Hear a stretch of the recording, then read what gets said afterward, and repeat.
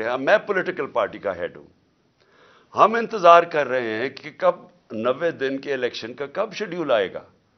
ہم نے پھر سے میں کہتا ہوں کہ میں کوئی پاگل تو نہیں تھا کہ میں اپنی 2 گورنمنٹس گرا دوں, ڈیزالو کر دوں. ہم نے تو آئین کو سامنے رکھتے ہوئے ڈیزالو کیا. پہلے ہم ان کو کوشش کرتے رہے, ان کو کہتے, یہ جو امپورٹڈ حکومت آئی ہے ان کو بار بار کہتے رہے کہ دیکھیں یہ ملک آپ نہیں چلا سکتے, آپ کے پاس پبلک مینڈیٹ نہیں ہے. الیکشن سے جو آتا ہے اس کے پاس مینڈیٹ ہوتا ہے, جو آکشن سے آتا ہے, یعنی جو لوگوں کے ضمیروں کی قیمت لگا کے کروڑوں روپے حرام کا پیسہ خرچ کر کے لوگوں کو خرید کے گورنمنٹ کراتا ہے, اس کے پاس پبلک مینڈیٹ نہیں ہوتا. وہ اس ملک کو کبھی بھی نہیں سنبھال سکتا تھا. جدھر مشکل فیصلے کرنے پڑے, یہ کہتے نہیں جی ہم نے بڑے مشکل فیصلے کیے. انہوں نے کیا مشکل فیصلہ کیا؟ قیمتیں بڑھا دی. یہ کوئی مشکل فیصلہ ہے کہ آپ آگے ہر بجلی کی, گیس کی, سب کی, اور یہ جو قیمتیں بڑھاتے جا رہے ہیں کہ جی ہمیں آئی ایم ایف نے کہا. ہم بھی آئی ایم ایف کے نیچے تھے, ہم 2.5 سال آئی ایم ایف کے نیچے تھے, ہمیں بھی کہا جا رہا تھا قیمتیں بڑھائیں. ہم نے اپنے ملک کی دولت بڑھائی, ہم نے ویلتھ کریشن کی, ہم نے وہ اپنے ملک میں زیادہ ڈالرز, تاریخ میں سب سے زیادہ ڈالرز لے کے آئے.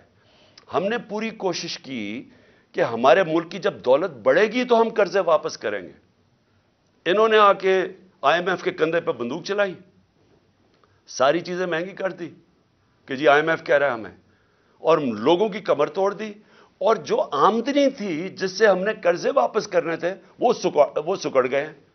نہ ہماری ایکسپورٹس بھی نیچے آ گئی, ریمیٹنس بھی نیچے آ گئی, اب ٹیکس کلیکشن نیچے آئے کیونکہ انڈسٹری بند ہو رہی ہے. جو ہماری پیداوار تھی, جو کسانوں کا حال ہے, وہ اب کسانوں کی پیداوار جب نیچے آئے گی تو ہم نے قرضے واپس کیسے کرنے ہیں؟ حل یہ تو نہیں ہے کہ اور مزید اور قرضے لیتے جاؤ, حل تو یہ ہے کہ ملک کی دولت میں اضافہ کریں تاکہ ہم قرضے واپس کریں.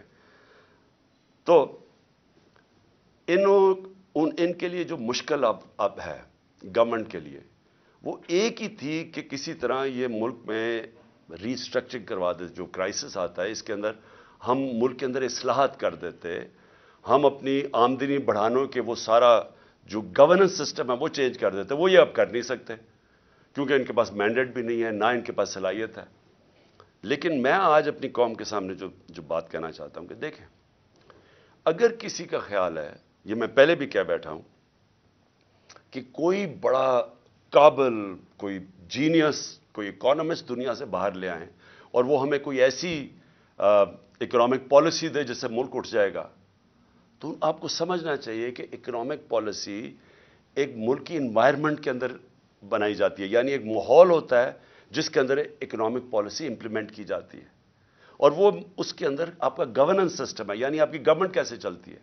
سب سے اہم چیز ہوتی ہے رول آف لا. وہ کیوں امپورٹنٹ ہوتی ہے کہ اس میں جب میں کانٹریکٹ, میں مثلا سرمایہ کار پاکستان میں پیسہ لگانا چاہتا ہوں, تو کیا میں اپنا کانٹریکٹ انفورس کر سکوں گا؟ کیا عدلیہ میری انویسٹمنٹ کو پروٹیکٹ کرے گی؟ کیا ملک کے اندر کیا وہ رول آف لا یعنی قانون کو امپلیمنٹ کرنے کی کیا وہ صلاحیت ہے کہ مجھے اعتماد ہوگا کہ میں جب پیسہ لگاؤں گا تو اس کی حفاظت کی جائے گی؟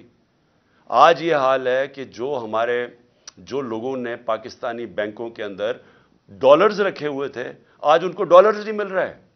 یہ ان کو گارنٹی دی گئی تھی کہ آپ اپنے ڈالرز پاکستان میں رکھیں بینکوں میں اور ہم ان کی حفاظت کریں گے. آج وہ لوگ اپنے ڈالرز بینکوں سے نہیں نکال سکتے.